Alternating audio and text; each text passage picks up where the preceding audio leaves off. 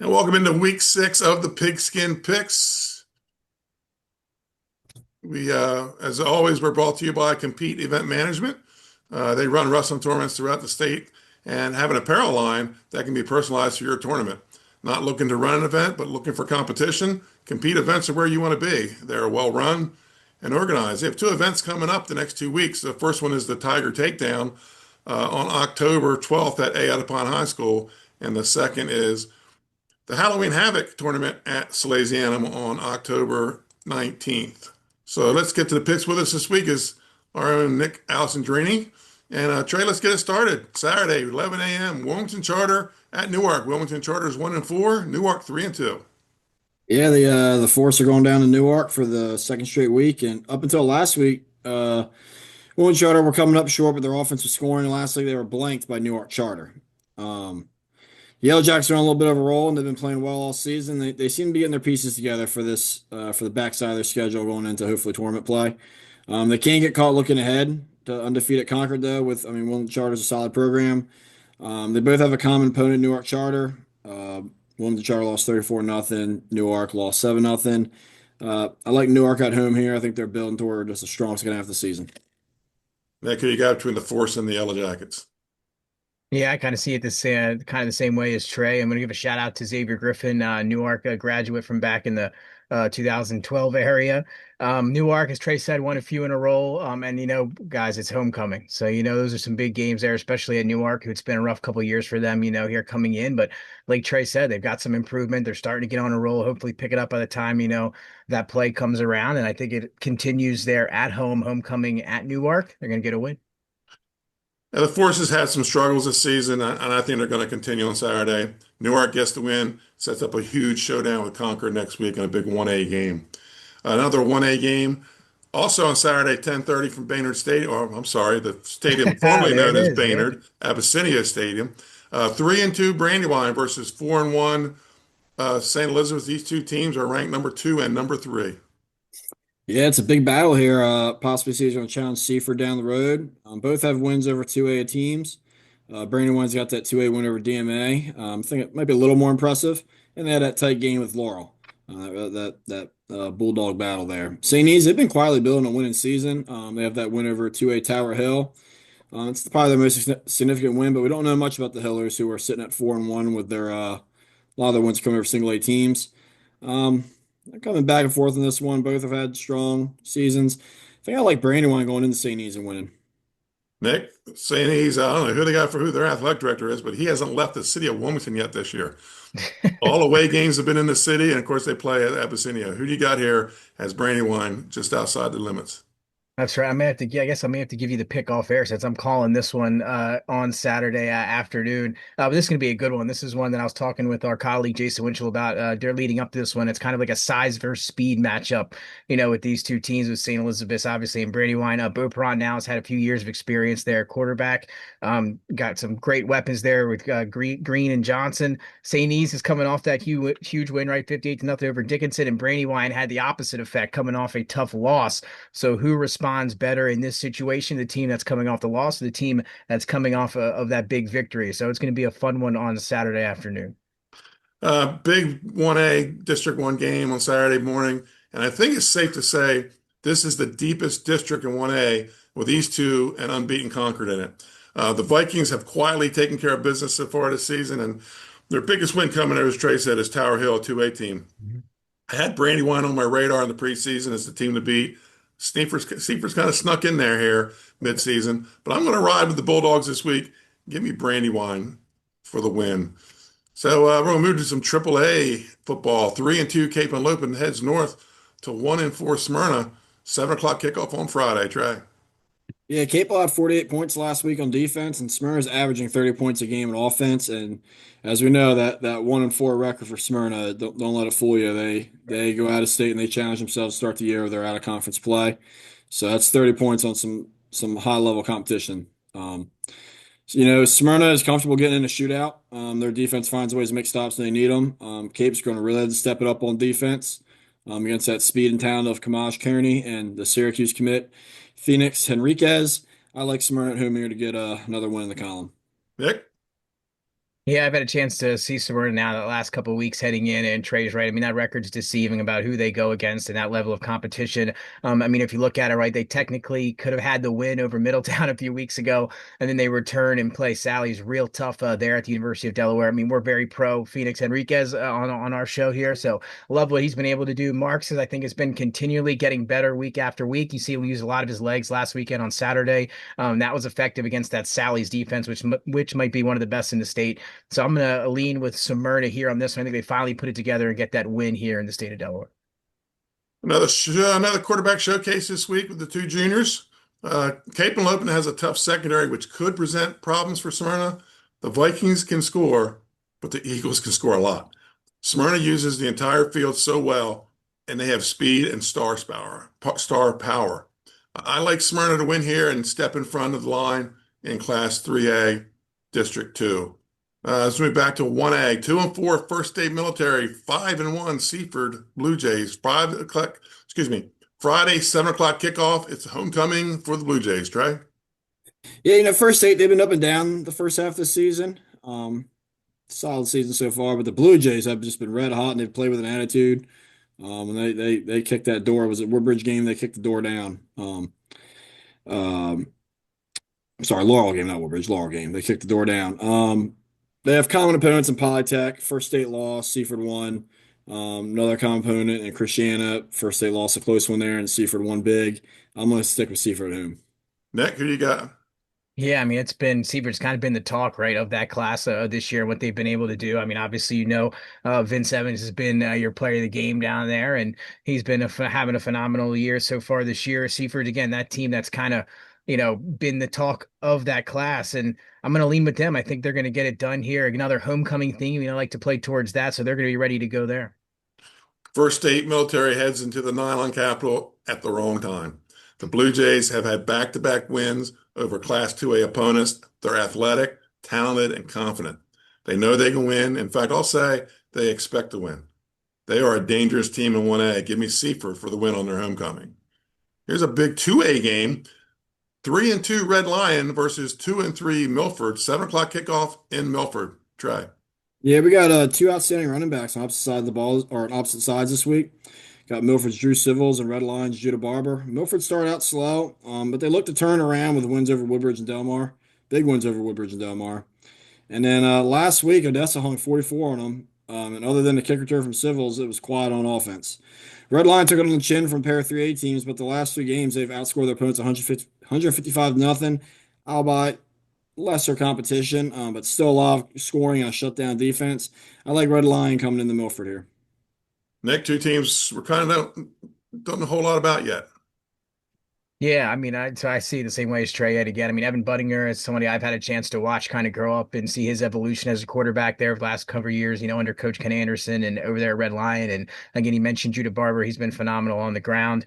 And I think they get it done here on the road. It is going to be tough, right? As Trey mentioned, though, again, they've outscored their opponents. They haven't let up a point, I think, in the last 3 weeks, as Right. as he said.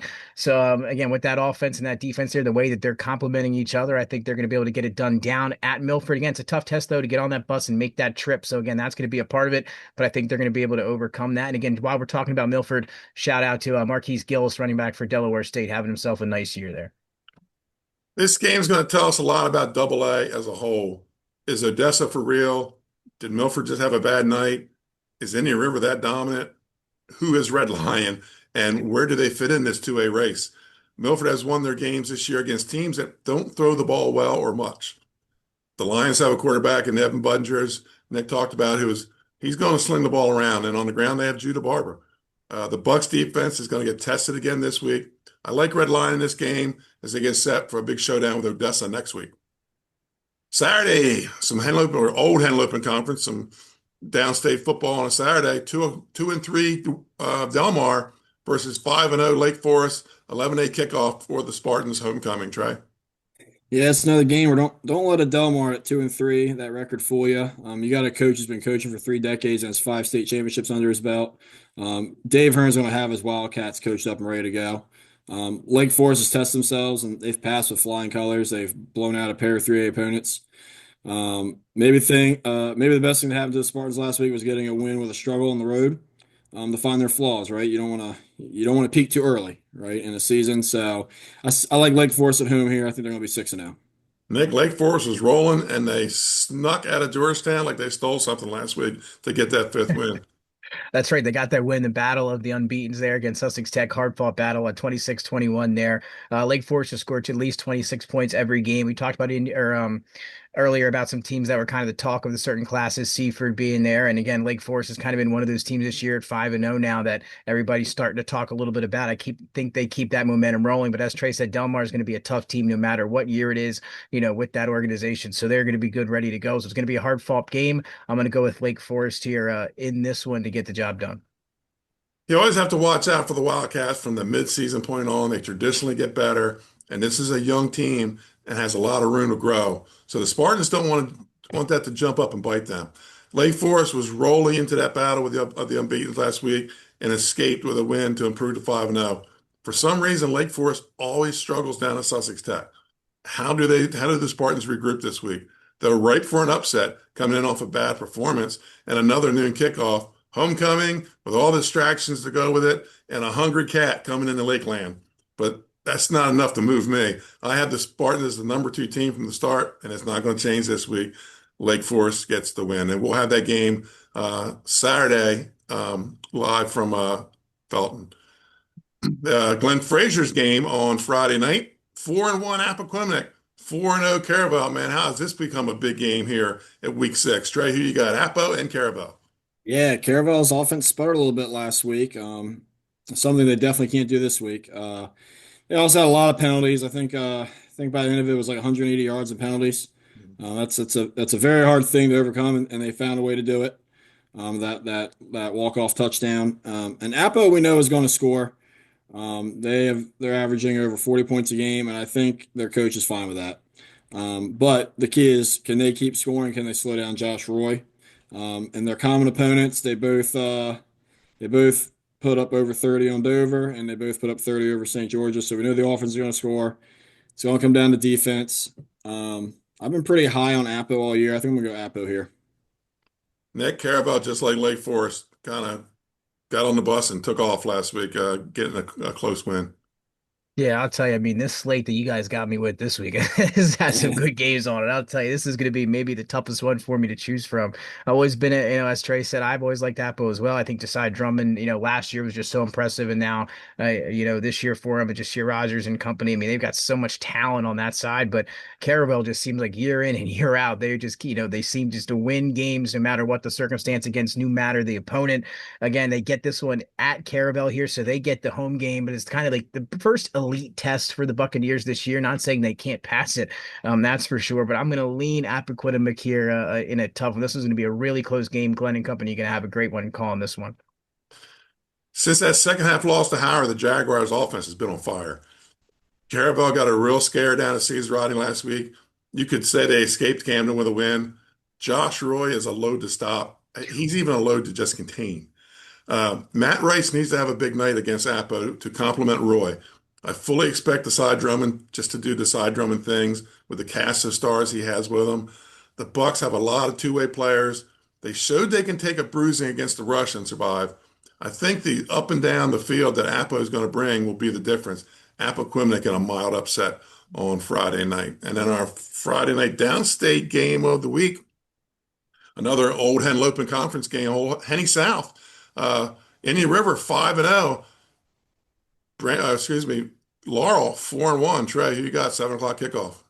This is a tough game to pick between these two teams. They're a lot alike, and man, the Syracuse coaching staff will have their eyes on the first state Friday night. We've already talked about Smyrna's, Phoenix, and Rico's, and how about another Syracuse commit, Darnell Stokes of Indian River, electric player on both sides of the ball, along with a tribe of star players. The Indians are going to bring their 18 game winning streak into Laurel. The Bulldogs have speed all over the field and a receiver in Khalid Burton who can go up and get the ball and then sprint away. You gotta love that as a quarterback. Just throw it up there and he'll get it. This game may have the most evenly matched star power and athleticism of any game this week. They have a common opponent in Seaford. Laurel, lost to Seaford. IR had a 9-point win over Seaford. I'm going to keep going with the Indian River here. Nick, Indian River has just all they've done is win. They've been coming out, moving from 1A to 2A, winning the state title last year and moving up and 5-0. Yeah, and how about that game that we had the luxury of calling Oh last yeah. year in the state championship? One of the best games, at any level that we've been able to see or call. I mean, and even since then, this team has just been dominating. I mean, as you said, no matter the class, and Laurel is a really tough test. We know Coach Jones and them, have been just success year in and year out down there as well, no matter the class, and they've been just good for so many years. And now Indian River, I think, is the team are just one of those teams of this year that is going to continue to roll. Give me an Indian River here. I think it's going to be close though. Again, Laurel, really tough, well-coached team, but give me Indian River in a close one. I'll have this game with Jim Tack Friday night. These are Got some two good old ones. Henny South teams. They didn't play the last couple seasons, but the 5 years prior, Laurel's won four of them. And in fact, they were the last four. So the Bulldogs are riding on a winning streak. This Indian River senior class has never beaten Laurel. And already this year, winning streaks have not been kind to the Bulldogs. The shorter streak is ending to Friday night. Indian River gets the win here. So, Nick, I'll start with you. What Yeah. game is the one for everybody to go to and why? I mean, if I had to choose, I know it's not the one I'm calling, but I'm going to go Apiquidemie Caravel on Friday night. I mean, I think that one in Bear is going to be a great one. Again, I know the parking situation is not great if you wanted to go over there and try to check out some of the action, but that's going to be a good one. Again, two teams that are just have been so good the last couple years. I mean, Caravel has been historically good over the last 3 years, and now they get their first elite test against a team that has elite talent on the other side that are going to be playing at some big schools next year, the Big Ten. So it's going to be a lot of fun there. I think that one's going to be the game that I'm paying attention to the most. And if you can't find a parking space at Caravel, get your phone out, That's right. www.302sports.com, There you and go. watch the game from there. Much easier, more comfortable. You can relax more. That's right. Trey, pick a game. On the slate, or can I just pick any game? You can pick any game. Well, I mean, Nick took the good one there, but I think this Brandywine St. Elizabeth game's really important. I think down the road here, going into week 6. But my Riders traveled to St. George's on Saturday. They took it to the wire against Caravel, who we know is legit. So I'm interested to see another tough team. I'm interested to see what our boys can do. I coach a lot of those guys in wrestling, Yeah. so I'm excited for them. I want to see what they can do. And that I time's think coming up, right? I mean, you can smell the mats, right, Benny? Now, November, Trey. I yeah, mean, we had them today, you can it at man. never least smell the stopped, right? clean. It never stopped. You can smell the Yeah, cleaner, which you can. yeah, And it's much better than the old bleach days, I can tell you that. Oh yeah. yeah. It smells a lot better. I think that Brandywine St. Elizabeth game, um, St. Elizabeth was a team we didn't even have ranked to start the season, and they've slowly built a resume. But I saw Brandywine last year. Probably should have been in the state finals. They got beat late by Tatnall, and they got just about everybody back. The St. E's is St. E, so it's a great Wilmington private public number 2 versus number 3 game. And of course, Nick will have the call on that. Who's doing that with you, Nick? I think it would be me, Pat, Mike, and Jason. And Craig will be there. So a nice crew for Saturday morning. Yeah, so you can watch that Saturday morning. 4 football games on 302 Sports this week, folks. And I think it's going to be like that for the next 2 weeks. Again, free live streams from 302 Sports. Check them out. And you can always go back and rewatch them on our website at www.302sports.com. That's a wrap. See you at kickoff on Friday night, folks.